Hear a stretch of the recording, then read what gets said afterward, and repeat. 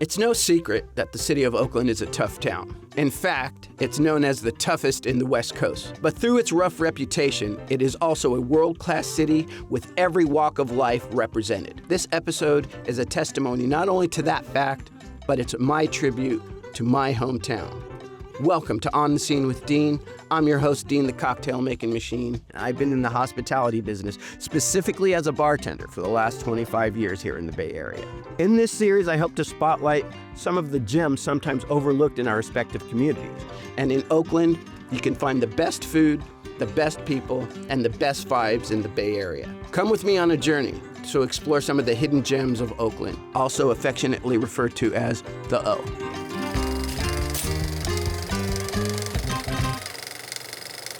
Hello everyone and welcome back to another episode of On the Scene with Deen. I'm your host, Deen the Cocktail Making Machine, and welcome to a very special place in my world, Oakland, California.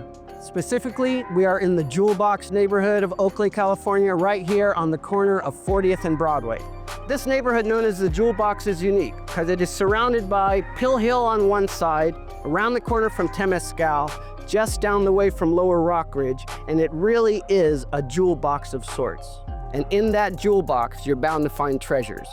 This happens to be one of them. The Clove and Hoof, a dear friend of mine, runs this establishment, and we're gonna get his story on how he's able to deliver consistently delicious food here in this beautiful part of Oakland.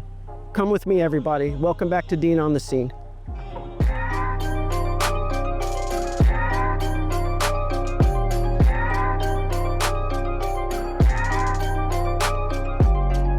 Keita Kellyan. Chiksu, tapay Costosa. Daliabak. Welcome to Clove and Hoof. Thank you so much, and thank you for your time. We have so much to discuss No problem. because you run a very interesting restaurant. Thank you. Now, they call this neighborhood of Oakland the Jewel Box, and in this jewel box, we find a treasure in your restaurant. So the Clove and Hoof, you didn't inherit the name, or rather, you didn't invent the name, you inherited the name. This is all set up, all done by the very, very renowned, very good American chef named John Blevins. I'm blessed that I got a chance to work with him also a little bit. He left us with like the 3 binders of his recipe and everything. And then I just come here every day, flip that papers, and then I go through that every day. Well, this is the recipe, no pun intended, for success. Or at least for consistency. Consistency, yes, Yes, sir. Yes, sir. absolutely. I don't want to change anything, whatever he did. No, what 'Cause should you? I still feel like this is him. He was a food god. He was a food scientist. He did like a lot of butchery and everything. He knew everything. I'm from Nepal, cow is my mother. Oh, of course, it's sacred. Right? Yes, sacred. So when I came here, what he was doing was amazing. It was big, like it was a science. So, 2007, you entered straight into the restaurant business as soon as you got to the Bay Area? And before coming here, I used to own my own restaurant in Nepal. It's a Nepali food with cultural dance and everything. It's a big restaurant where tourists comes and then enjoy and everything. We used to feed almost like 200 to 300 people Daily. every day, but mostly in the season, means like when people come to climb the Mount Everest, when the weather is clear and everything. So after that, they used to do the farewell and everything. And then that time they used to come with us, drink, have fun. So yeah, that's how I got into it. And then when I first came to America, I got to work in a lot of restaurants. I work at Zuni Cafe to get like... In San Francisco. In San Francisco for like with Rebecca Boyce.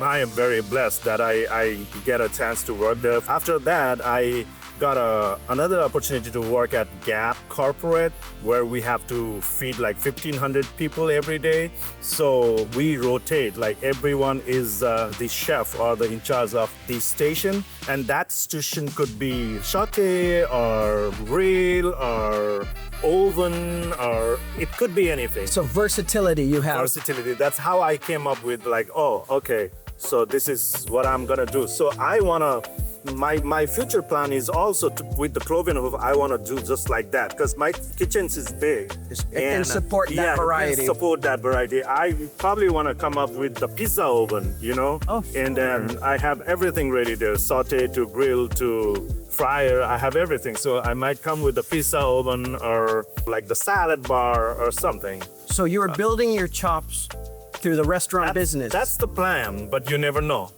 Well, I think you're being very modest because you've helped run this business successfully for 11 years now, even in the tough times.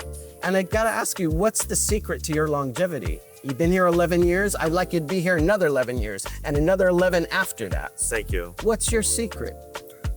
Nothing secret, but I'm a hard worker. I work every day. I do everything by myself. And then I don't get tired. I enjoy cooking. I enjoy going shopping. I enjoy doing all these things, whatever comes to the restaurant. Well, it shows the quality and the care that you put into the food. You can taste it. You are my regular. I absolutely, and I will remain to be your regular. Thank you. I appreciate It's that. just, I come for the service. I come for the food. I come because it's a beautiful restaurant. Thank you. You know, and it's kind of minimalist Thank you. attire, and it's minimalist setup and ambiance. And you ran a clean restaurant. The food you. is clean. The service is excellent. Thank you. I appreciate And it. thank you for continuing to run one of the jewels in the jewelry box. Thank you. I appreciate that. Daria Bob. Dhanyavad. Thanks for coming. Cheers.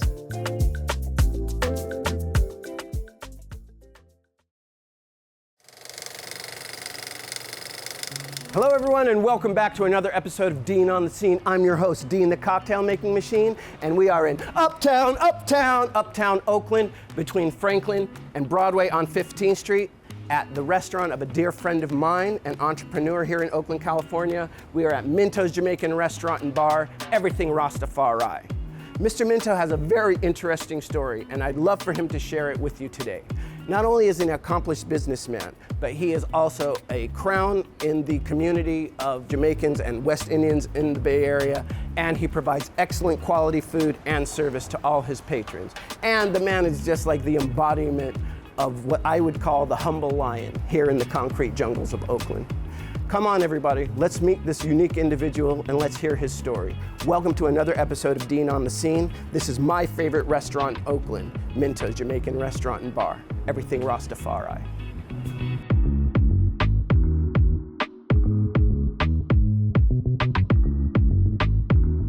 Welcome back, ladies and gentlemen, to Deen on the Scene. I'm your host, Deen, the cocktail making machine, and with great honor, I present to you, ladies and gentlemen, Minto, the established restaurateur and owner of Minto's Jamaican Restaurant and Bar, Minto's Grocery Store, and also Minto's Smoothie Shop right around the corner over there. So, my guest, I'm extremely honored to welcome Minto. Please tell our people who you are and what you do, sir. I am Minto, otherwise known as Jawari, and yeah, we're here in the Bay, embracing ourselves and our culture, and yeah, feel free, whatever question, feel free.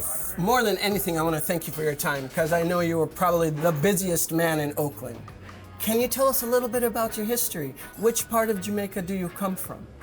I was born in a little community of St. James called Latry. Latry is a luscious and fluscious, like greenery is in the hills of St. James. So what was the motivation for you to come to the United States? And of all the places in the United States, Oakland, here, the Bay Area. Motivation was a beautiful woman I met.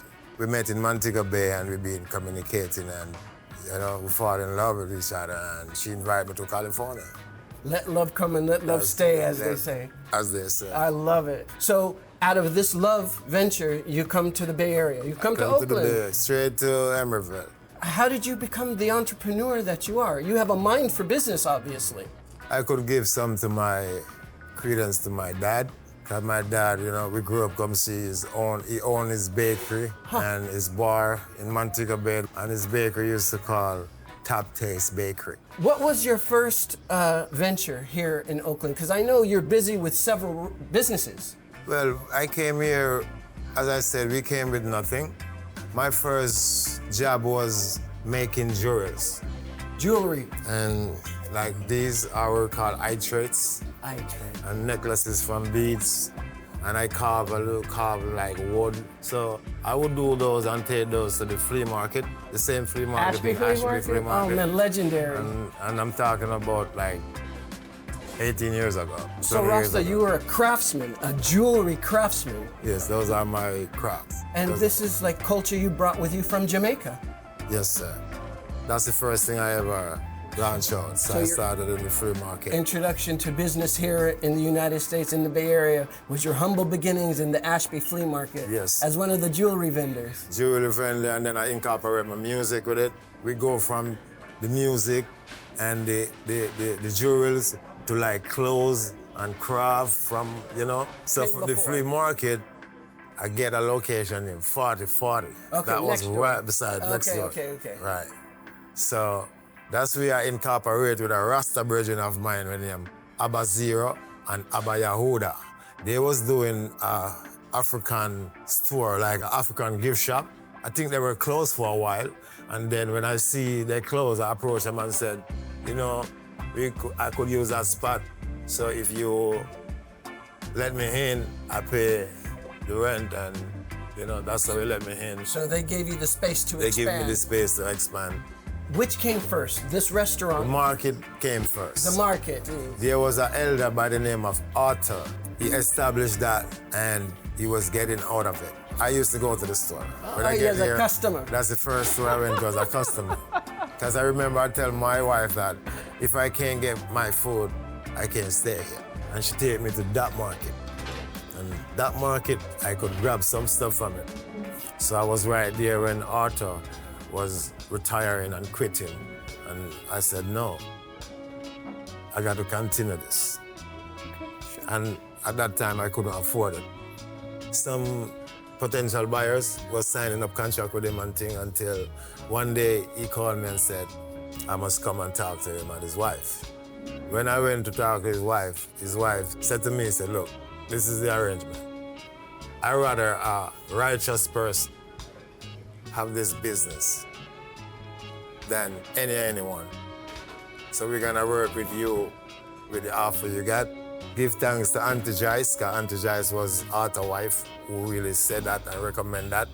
And Arthur agreed because Arthur was more going for the money. I feel honored, I feel blessed, and I up on it and I execute, and you know what I'm saying? And still to this day. Until this day. give How did you thanks. move from the market into both the restaurant and the smoothie shops and the juice bars that you operate? When it come on to the Rastafari lifestyle and liberty, that's me. You embody the Rasta I embody liberty. the Rasta liberty, and you know. So the juice bar now was like, even when I was at the market, it's like I have my juicer, I have my blender. Customer come in and always just, if you come and I cook, well, I cook for me and you. And they're the one who encourage me. Like, if I give them a drink, if I give them some food, it was like, man, this needs to be available. I have a adopted son that came from Jamaica and came here. And when he come here, he was working with me at the market. That's when I get to a relief from the market. Sure. Because we could come and So then you can work on represent, other and then that's when I move on, ventures. venture Okay. to the juice bar. Okay. And as I said, the juice bar is just like my kitchen I offer to the public. So from that juice bar, how long did you wait to open here, Minto's Restaurant and Bar? 3 years. 3 years. That's pioneering. So this has been here 5 years. Yes, sir. And we are in July of 2025. Yes, sir. Now, I have to ask you, ranking with all the other Caribbean fare here in the Bay Area, how would you describe Minto's cuisine? Caribbean is the Caribbean, and Jamaican is one of the Caribbean. So you have more Caribbean restaurants, like you have Trinidad, and you have, name it, Cajun. St. Charles, the Puerto Rican, all the other islands are here. But this one is Jamaican So specific. this one is Jamaican This specific. is what I love, that you can help me and my guests distinguish. And the food here is absolutely delicious. The spices are very authentic. The flavor is very authentic. Where do you get your seasonings from? It got to be from Jamaica to make it, to keep it authentic, you know? So, and that is one thing where I can take some credit for that because I have to use the real, authentic Jamaican flavor. So yes, we go home for it, we ship it here, we imported it. Our jerk chicken is seasoning with Jamaican jerk seasoning and spices and, so we try to embrace that same Jamaican flavor. Oh, hello everyone. My name is Chef Kevin. I'm the head chef here at the Minto's. Today, I'm gonna give you all a simple rundown of the delicious food we have inside this kitchen. To start off, we got some nice jerk chicken with original jerk sauce. We got some original oxtail, brown stew chicken, curry chicken, rice and peas. Aside, we got white rice, pumpkin rice, we got callaloo rice, we got some fried plantains. Then we go down to the ital stew. We got some ital vegetables. For people who like to stay original and natural ital, we got that ital sip. I use that word original because we stay original, we stay Jamaican. We use the Jamaican spices, we use the Jamaican herbs. We don't really drift from that. So I tend to use the word original because that's us. Born and raised in Jamaica. I have a passion for cooking. This is what I love to do. I've been cooking with my mom from I was pretty young. I gained that passion from my mom. And now I'm here at Minto's restaurant. We're trying to keep the food original and natural at all times. So, y'all want that nice, delicious food, you just come down to Minto's restaurant, we got you covered. If we don't have something on the menu, just say, Kevin, can you do this for me? I'm not gonna say no, man. I'm gonna make it. I'm gonna make it just like how you want it. Well, now I have something special to share with the viewers. Not only am I a regular at this restaurant, I also share a special relationship because I am the premier reggae DJ right here, live and direct. I go by the name of DJ Champion, and when I'm not Deen the cocktail making machine, you'll find me right here at Minto's Jamaican Restaurant and Bar, live and direct, everybody. Maximum respect, everyone. And I want to big up the whole Oakland community and give thanks to all the loving supporters who've been supporting Minto's for over the years. And we have the vibes, and we have the food, and we have the people. So we just want to give thanks and for the community love also and support. Enough respect. I couldn't have said it better myself. Big up Oakland, California. Maximum respect, more love.